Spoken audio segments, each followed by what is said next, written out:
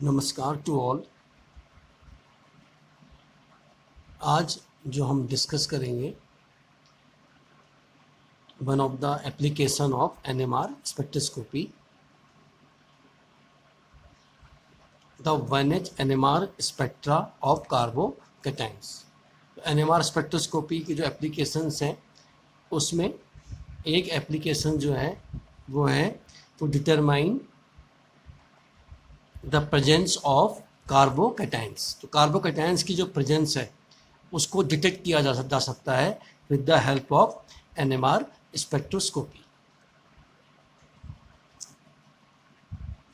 ओवलहे the name of scientist which developed this method to prepare carbocations which are stable enough to be studied by NMR spectroscopy. उन्होंने carbocations के solution को prepare किया। कैसे prepare किया? जो alkyl fluorides की reaction कराई antimony पेंटाफ्लोराइड से इन the presence of liquid SO2। तो क्या मिला आपको? The solution of carbocations. और ये जो कार्बोकैटायंस थे दे आर स्टेबल, क्योंकि आप जानते हैं कि जो कार्बोकैटायंस है दे आर इंटरमीडिएट्स, तो दे आर स्टेबल एनफ, इतने स्टेबल थे कि उनको हम स्टडी कर सकते हैं बाय एनएमआर स्पेक्ट्रोस्कोपी। तो this is a example in which tertiary butyl fluoride is react with antimony pentafluoride in the presence of liquid SO2 to form tertiary butyl carbocations. तो ये जो कार्बोकैटायंस यहाँ पे जनरेट किया है, ये मेथड डेवलप किसने किया था? ओलेही ने डेवलप किया था।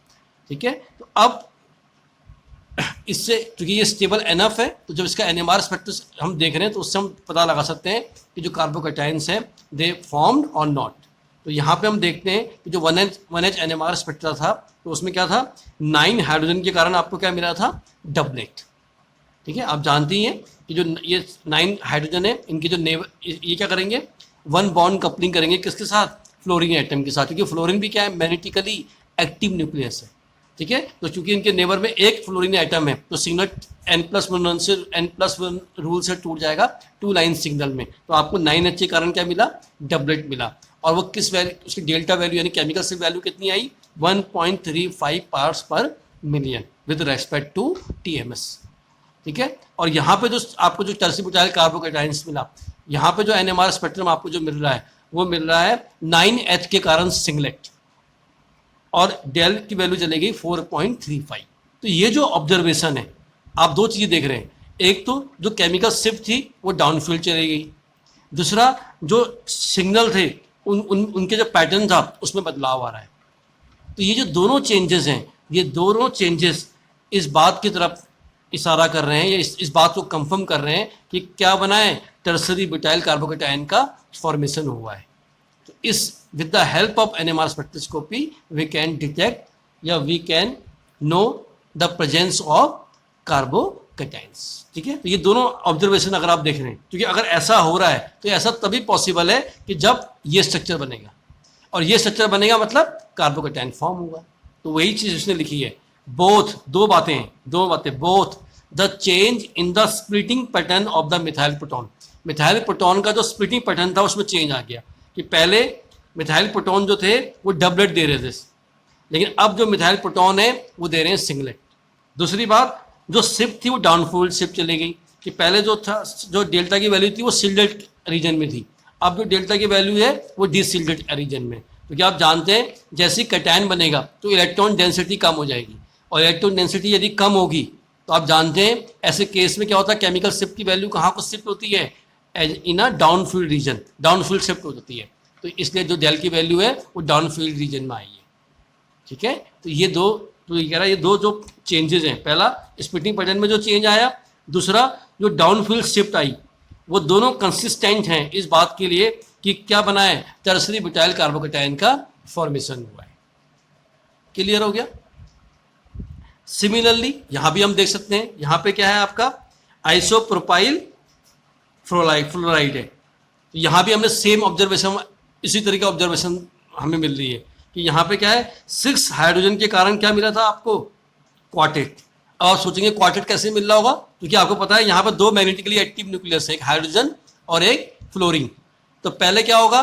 जो इसका सिग्नल होगा वो टूटेगा किसमें? हाइड्रोजन के कारण डबलेट में, और फिर उन दो लाइन को फ्लोरीन तोड़ देगा किसमें, हर एक इंडिविजुअल लाइन को दो दो लाइन में, तो टोटल क्या मिलेगा, 4 लाइन का सिग्नल मिलेगा आपको, क्वार्टेट मिलेगा। ठीक है, इसको इसने लिखा है मल्टीप्लेट। तो यहाँ पे हमें क्या मिल रहा है, ठीक है, ये 6H के कारण आपको क्या मिल रहा है, क्वार्टेट, और उसके लिए डेल की वैल्यू कितनी है 1.23 यानी सील्डेड है।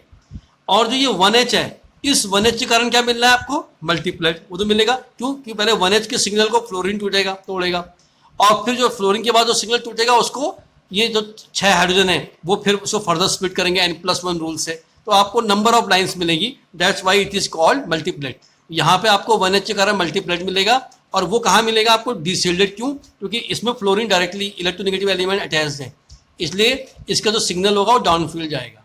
ठीक है, अब वही चीज हो गई। अब यहाँ पे कौन सा कार्बोकैटायन बना, आइसोप्रोपाइल कार्बोकैटायन बना, यस 2 डिग्री सेकेंडरी कार्बोकैटायन बना।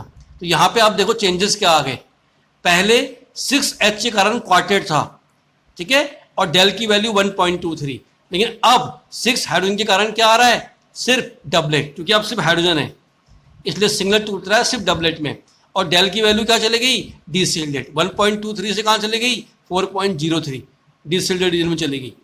ऐसे ही यहाँ पहले 1H के कारण मल्टीप्लेट था और वो डेल्टा 4.64 पे था, अब जो 1H के कारण जो सिग्नल आया है वो क्या है, सेप्टेट। क्यों आएगा, क्योंकि नेबर में 6 हाइड्रोजन है, यानी 6+1 7 लाइन सिग्नल मिलेगा आपको, और वैल्यू क्या हो गई, एक्सट्रीमली डीसील्डेड 13.50। तो ये आप दोनों चीजें जो आप कह रहे हैं कि जो स्प्लिटिंग पैटर्न में चेंज आ रहा है और जो डाउनफील्ड शिफ्ट हो रही है, ये दोनों के दोनों जो हैं, ठीक है, ये दोनों के दोनों इस बात का इंडिकेशन है कि जो है कार्बोकैटायन क्या हुआ है, जनरेट हुआ है। ठीक है, तो यहाँ पे वो कहता है कि मोर remarkable downfield shift is observe.